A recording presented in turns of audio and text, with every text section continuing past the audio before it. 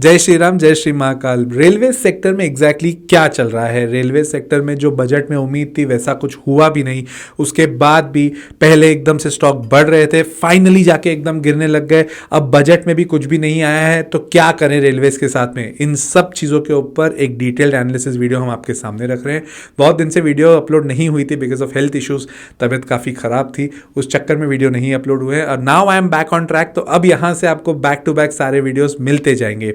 As usual जब भी मैं कोई भी अपना वीडियो डालता हूं तो उसको कुछ चैप्टर्स में कन्वर्ट करके डालता हूं, सो दैट आपको वो क्लैरिटी बनी रहे और लंबे समय तक आप उसको याद रख पाएं।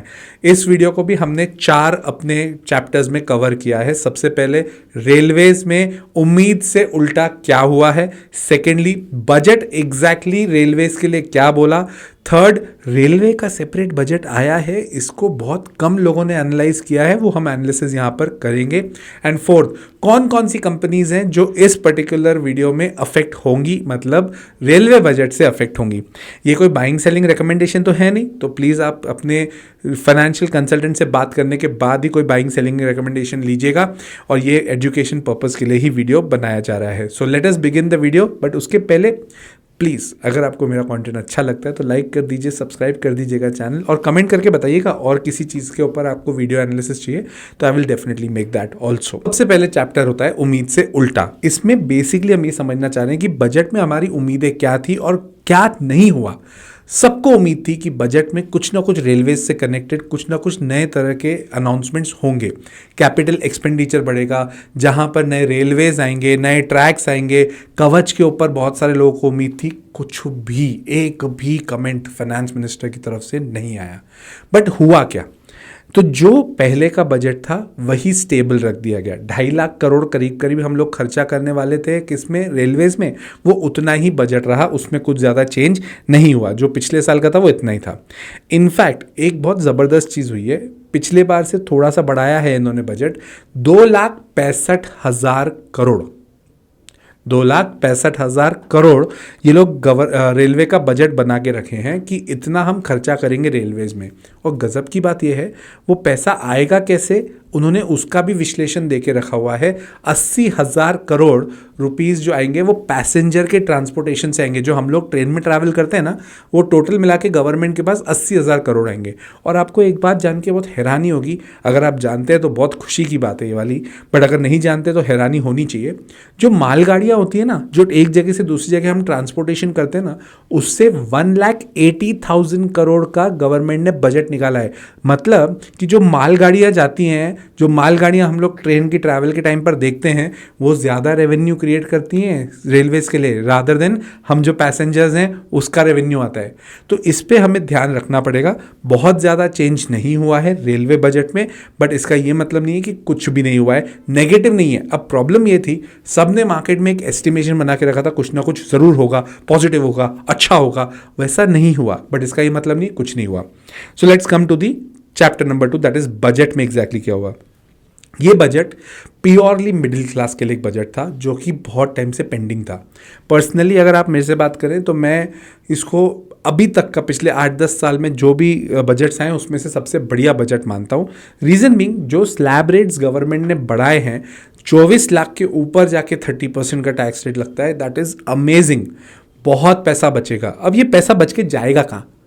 अब आप सोचो कि आपके पास वो पैसा बच गया, आप उस पैसे का क्या करोगे? क्या करोगे? आप उस पैसे को खर्चा करोगे तो जीएसटी लगेगा। गवर्नमेंट ऐसे नहीं तो वैसे आपसे पैसा ले ही लेगी, बट ये एक तरीका है, ये बैलेंस करने का तरीका है, क्योंकि गवर्नमेंट को भी हमारा देश चलाना है।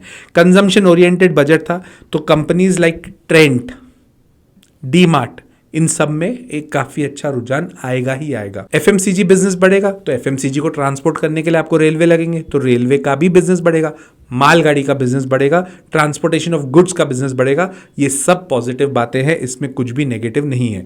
इनफैक्ट प्रयागराज में जो अभी कुंभ चल रहा है, भरपूर ट्रेन टिकट्स बिक रही हैं, और आपने देखा ही होगा काफ़ी मारामारी भी हो रही है। तो इन सब चीज़ों को चलते देखते हुए budget wise consumption based budget था, जो इनडायरेक्टली रेलवेज को भी बेनिफिट जरूर करेगा। Let's come to chapter number 3, that is railway budget. अब ये रेलवे का बजट आया था जो बहुत कम लोगों ने पढ़ा, इसको मैं आपके सामने रखता हूं कि एग्जैक्टली इसमें क्या हुआ है। सबसे पहली चीज, नई ट्रेन्स आएंगी, काफ़ी अच्छा बजट एक उसके लिए भी अलग से इन्होंने करा है साइड में, अनाउंस नहीं किया था ऑन फेस, बट नई ट्रेंड्स आ रही है, नंबर 1। नंबर 2, 32,000 करोड़ लगाए जाएंगे न्यू रेलवे ट्रैक्स के ऊपर। तो किसको बेनिफिट मिलेगा? इरकॉन। भैया अगर कंस्ट्रक्शन आपको बढ़ाना है तो इरकॉन जैसी कंपनीज का तो बेनिफिट होगा ना, जो रेलवे ट्रैक्स और ये सब बनाती है। 32,000 करोड़ रुपए उसके लिए साइड किए जाएंगे इस साल, ऑटोमेटिकली बेनिफिशियल है। इसके अलावा सेफ्टी के ऊपर काफ़ी खासा ध्यान दिया जा रहा है, दैट इज कवच के ऊपर। 1,16,000 करोड़ रुपए कवच पे खर्चा किए जाएंगे, जो रेलवे कवच, जो एक अलग से स्कीम चल रही है जहां पर 2 ट्रेन्स एक दूसरे से जो कोलिजन करती है, टकरा जाती है, उसको बचाने का एक पूरा सिस्टम बनाने की कोशिश कर रहे हैं जहां पर रेलवे एक्सीडेंट्स मिनिमम हो। ये गवर्नमेंट का जो रुझान था इसके ऊपर 24-25 में करीब 1450 किलोमीटर इन्होंने ऐसा कवर कर लिया है जो कवच से कनेक्टेड है। अब 25-26 में इनका कोशिश है 17,000 किलोमीटर्स को सेट करना। अब देखो, रेलवे ट्रैक्स हैं, अच्छा टारगेट है, इसमें कोई डाउट नहीं है। ऑटोमेटिकली कंपनीज को कॉन्ट्रैक्ट्स मिलेंगे, कंपनीज अच्छा काम करेंगे, इसमें कोई डाउट नहीं है, बट थोड़ा सा ज़्यादा लग रहा है। इनफैक्ट इनके बजट के हिसाब से 26 से 28 में, मतलब फाइनेंशियल ईयर 26 से 28 के बीच में 30,000 किलोमीटर्स कर देंगे। मतलब कोशिश ये कर रहे हैं कि सेफ्टी बनी रहे और ज़्यादातर लोग उसमें बचें, और ये जो एक्सीडेंट्स होते हैं ना, बहुत दुखदाई होते हैं, ये एक्सीडेंट्स ना हो। इसके चलते क्या कैपिटल एक्सपेंडिचर बढ़ेगा? अरे भाई साहब, 1,16,000 करोड़ रुपए डाल तो रहे हैं, और कैसे कैपिटल एक्सपेंडिचर बढ़ाएं? कोई डाउट नहीं है, सब बढ़िया चल रहा है। बस ये है कि अनाउंसमेंट कुछ नहीं हुआ तो ऑटोमेटिकली सबके लिए बहुत नेगेटिव वो फील हुआ। हाँ, अगर यहीं पर 10% 15% रेलवे बजट बढ़ा दिया जाता तो ये जितने भी शेयर्स है वो रॉकेट बन जाते, बट कोई बात नहीं। इसका ये मतलब नहीं कि इन्हें कॉन्ट्रैक्ट्स नहीं मिलेंगे, कॉन्ट्रैक्ट्स तो मिल ही रहे हैं, आगे भी मिलेंगे। साल दर साल आप देखते हैं कि हर 2-3 महीने में नए नए कॉन्ट्रैक्ट्स तो वैसे भी लॉन्च कर रही है गवर्नमेंट, तो अलग से बजट में डालने की ऐसा ज़रूरत नहीं लगी। तो let's come to chapter number 4, that is कौन कौन सी कंपनीज इससे बेनिफिट लेंगी। सबसे पहले अगर मैं बात करूँ ना, IRCTC एक ऐसी कंपनी है जिसका वैल्यूएशन भी बहुत बढ़िया है, जिसका बिजनेस भी बहुत बढ़िया है, टिकटिंग का बिजनेस। अगर कंटेनर बुकिंग भी IRCTC से होने लग जाती, जो कि उम्मीद थी, हो सकता है इस साल आ जाए, कि आपको अगर कोई भी कंटेनर बुकिंग भी करनी है जहाँ पर आपको रेलवे से एक जगह से दूसरी जगह अपना माल ट्रांसपोर्ट करना है, उसके लिए भी IRCTC लगेगा। अगर वैसा लग गया तो IRCTC रॉकेट हो सकता है।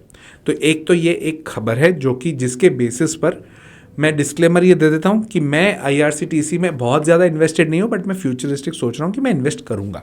दूसरी चीज़, HBL पावर, जो कि एक बहुत ही इंपॉर्टेंट कंपनी है कवच के लिए। थर्ड, कर्नेक्स, again very important for Kavach. तो कवच के लिए कुछ कंपनीज हैं जो कि बहुत इंपॉर्टेंट है, और भी कंपनीज हैं, बट मैंने जो एनालाइज करी हुई है अपने बेसिस पे, मैं सिर्फ उसी कंपनी का आपको बता रहा हूँ। आप कमेंट सेक्शन में मुझे बताइएगा और कौन सी कंपनीज है जो कवच में काम कर रही है, और अगर आपको उसके ऊपर डिटेल एनालिसिस चाहिए तो मेरे को ज़रूर कमेंट करके बताइएगा। इसके अलावा IRFC क्योंकि एट दी एंड जब ये इतने आप प्रोजेक्ट्स लेके आ रहे हो, गवर्नमेंट जो लेके आ रही है रेलवेज के लिए, तो कहाँ से पैसा आएगा? कौन देगा पैसा? लोन कहाँ से आएगा? IRFC से आएगा। तो IRFC जो आपको लोन देगी ना, उसके बेसिस पे IRFC का भी बेनिफिट होगा। इफेक्टिवली मुझे पर्सनली IRFC से ज़्यादा बेटर IREDA और PFC REC लगता है। इफेक्टिवली PFC REC बोलूँ तो ज़्यादा बेटर। दोनों का सेम काम है। IRFC स्पेसिफिकली रेलवेज को फंड करती है और वो सिर्फ पावर सेक्टर को फंड करते हैं। खबर ये थी कि हो सकता था बजट में एक नोटिफिकेशन ये भी आ जाए कि IRFC को ये पावर दिया जाएगा कि तू पावर को भी जाके फाइनेंस कर। अगर वो हो जाता ना तो ज़बरदस्त भागता कंपनी। बट ठीक है, जो लोग IRFC में फंसे हुए हैं तो automatically this is not the time to come out of that particular share, it is the time to be patient, because अब यहाँ से और बिजनेस बढ़ेगा। क्या इसका मतलब है आप बाइंग कर लीजिए? नहीं, ये कोई बाइंग सेलिंग रिकमेंडेशन नहीं है। वीडियो के स्टार्टिंग में भी मैंने आपको बताया था, बट ये लॉजिकल ही है, ऐसे ही करना चाहिए। तो ये पूरा का पूरा विश्लेषण था रेलवेज को लेकर। आई होप कि आपको वीडियो अच्छा लगा होगा। अगर अच्छा लगा है तो लाइक कर दीजिएगा वीडियो, सब्सक्राइब कर दीजिएगा चैनल, और कमेंट करके बताइएगा आपको और कौन सी कंपनी पर डिटेल एनालिसिस चाहिए, मैं ज़रूर बनाऊंगा। टिल देन, जय श्री राम, जय श्री महाकाल।